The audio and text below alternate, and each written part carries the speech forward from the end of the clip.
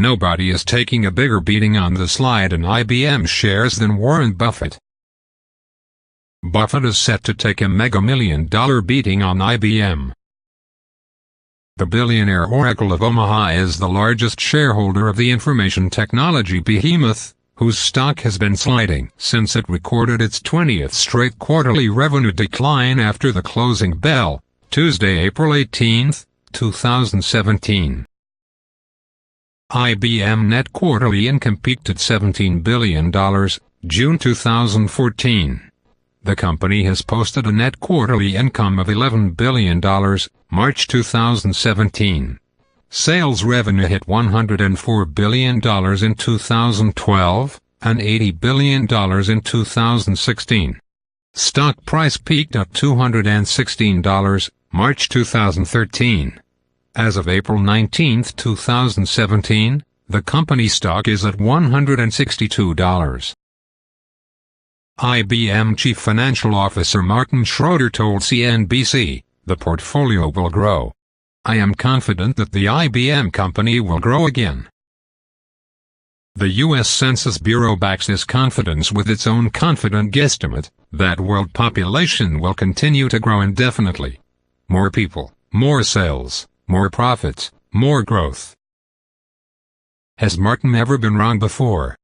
Has the census ever lied before? Not according to these reports. Sears is quietly closing more stores than it said it would.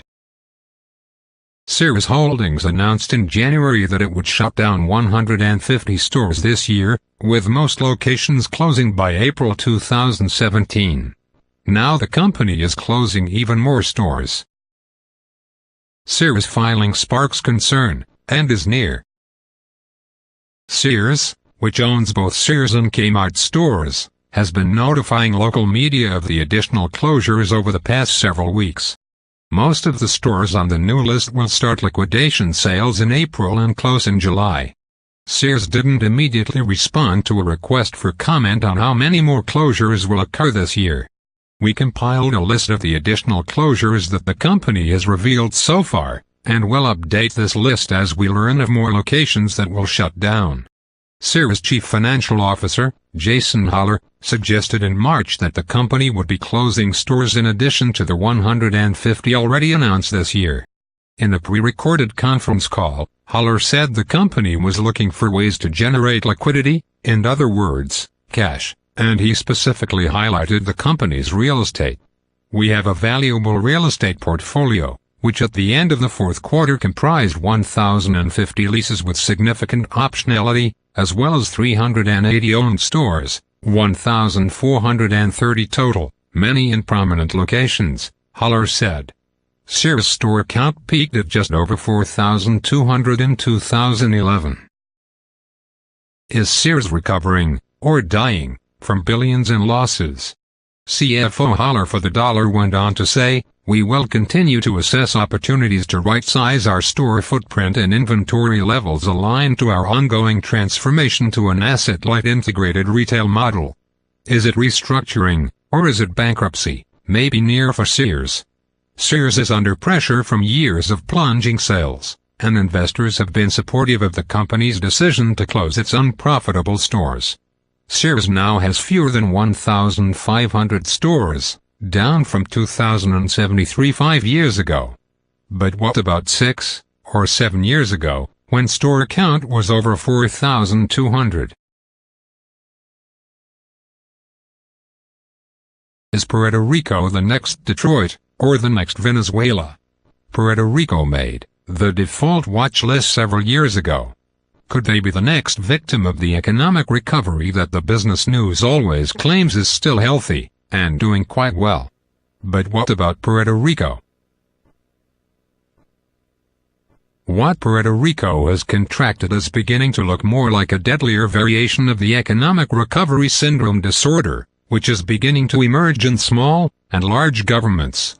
After May 1, 2017, Puerto Rico could be moved from the emergency ward to the critical ward by the economic recovery doctors, who are delusional and continue to claim they haven't lost a patient yet. Bye-bye Puerto Rico. You won't be missed by the childless, debt-ridden, impoverished, starving society you leave behind. Greed always trumps a legacy that could have been grounded in morality. For every government overcome by its own greed, there will always be an immoral banker there with easy credit terms to satisfy the government's appetite. Just ask the devil, they all want to dance. There is a severe housing drought in the U.S. Wrong again. There is no severe housing drought. But there is a severe housing glut, and a severe lack of home buyers and renters. So what would be a better way to describe the housing market? Do you know the two descriptions we're looking for? If you guessed severe home buyer drought or severe foreclosed home surplus, then you would be correct. Which means you are paying attention, and you're not so easily fooled. If this is what the housing market looks like after 18 years, then what will it look like in 18 more years, in 2035? How many more Americans need to vanish, or become impoverished, to realize it's more than a housing drought? The excess supply of homes are either abandoned, removed, or well hidden.